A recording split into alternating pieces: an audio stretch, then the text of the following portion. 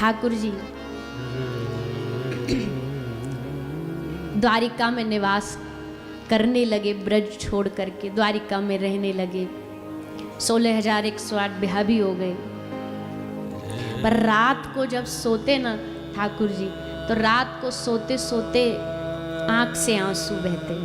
रुक्मणी, सत्यभामा सबके साथ अलग अलग कक्षों में अलग अलग रूप में रहते थे।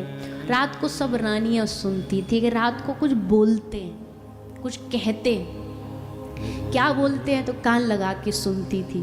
तो रुक्मणी जी ने एक दिन सुना, क्या बोलते हैं रात को? राधा राधा श्री राधा श्री राधा कह के पूरी रात्रि रोते।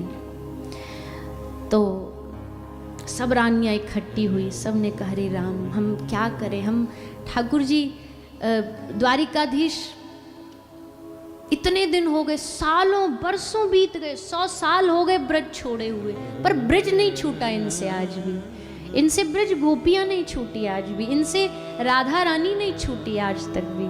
किससे बोलें? भगवान से बोलने की, शिकायत करने की हिम्मत नहीं थी। तो नारद जी को कहा, नारद जी आप तो समझाओ इनको, हमारा समर्पण बेकार, हमारा त्याग बेकार, हमारा प्रेम बेकार, हमारा प्रेम आज तक इनको अपना बना ही नहीं पाया।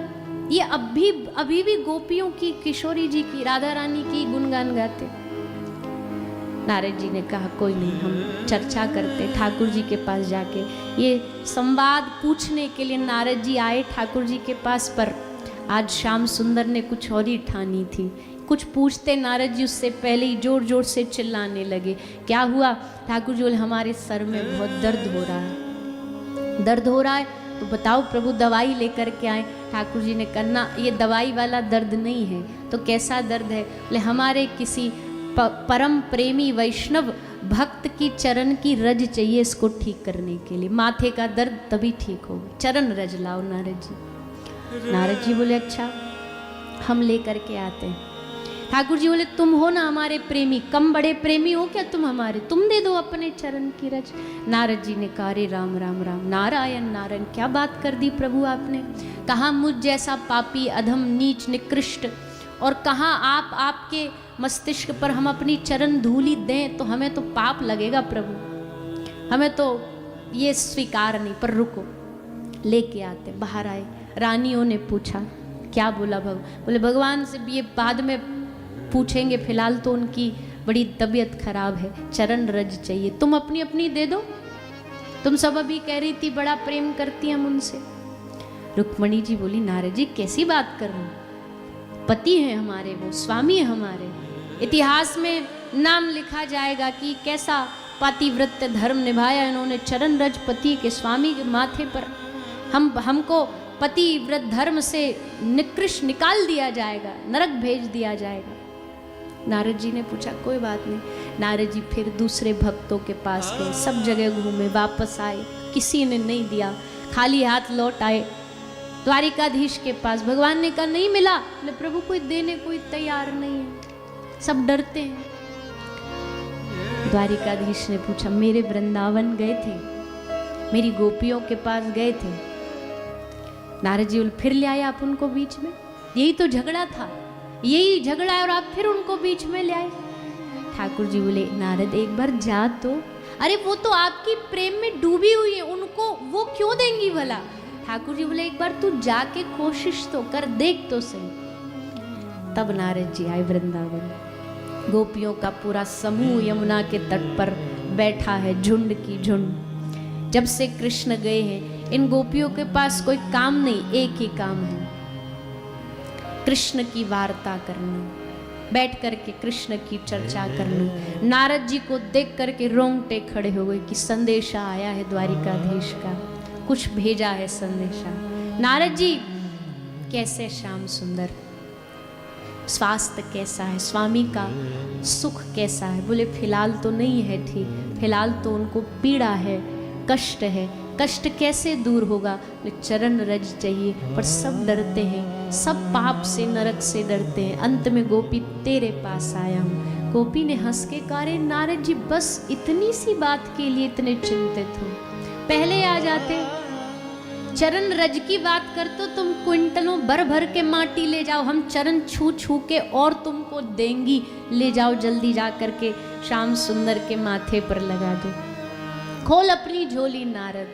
आज नारद जी झोली फैला करके गोपी चरण रज उठा उठा के भर भर के मुट्ठी दे रही है नारद जी को, नारद की झोली भर रही है। नारद जाने को तैयार हुए, गोपी से कहा गोपी जाने से पहले एक प्रश्न पूछूं, क्या तुम सब गोपियों को डर नहीं लगता पाप से, नरकों से, अपराध से?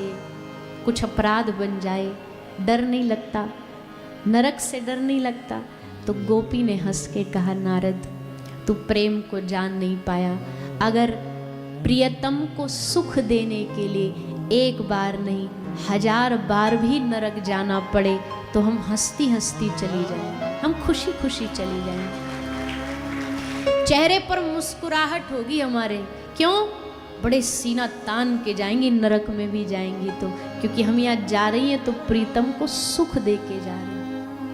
और उस स्वर्ग का क्या करें जो प्रियतम को ही सुख ना दे पाए? उस पुण्य का क्या करें जो प्रियतम को ही सुख ना दे पाए? ऐसे सुख को, ऐसे पुण्य को, ऐसे स्वर्ग को नारद ठोकर मारती हम ब्रज की गोपी, हमें नहीं चाहिए। तो नारद जी क्या बोले जानते हो? नारद जी बोले उनको तो चरण रज बाद में दूंगा, पहले मैं लगा लेता हूँ माथे पे, तुम गोपियों की चरण रज, क्योंकि जो प्रेम तुम्हारा है उसके हिसाब से तो नारद जी कहते गोपी तेरे चरणों में लौट जाना चाहिए, सब बड़े बड़े योगियों को भी तुम्हारे चरणों की धूल लगानी चाहिए माथे पे।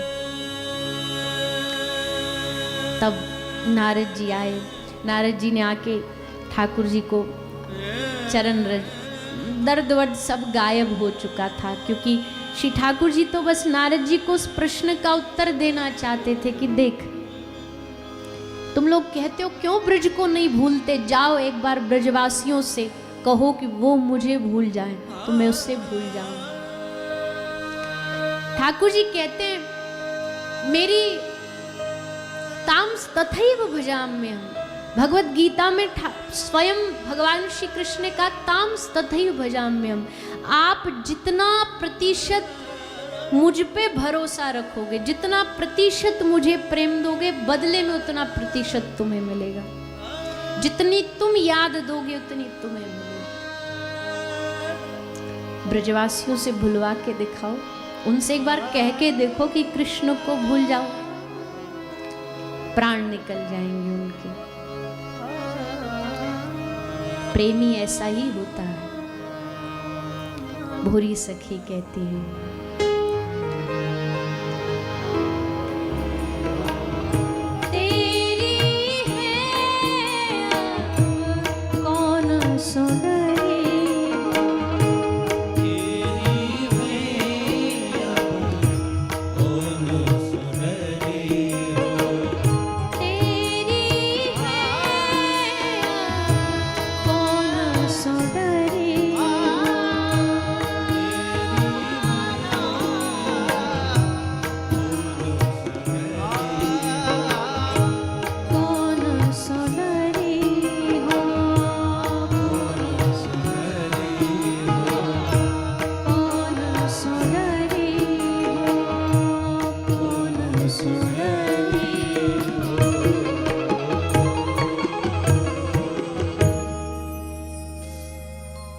आश्रय देखो, आश्रय में कितना बल है ये सोच करके देखो।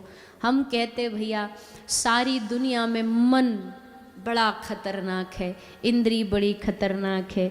भूरी सखी कहती है डर ना कछु इंद्रिन को मन को, कोई डर नहीं, अब स्वच्छंद बिछरी हूँ, एकदम आज़ाद हो करके हम वृंदावन की भूमि में विचरण करते रहेंगे। क्यों? क्यों? क्योंकि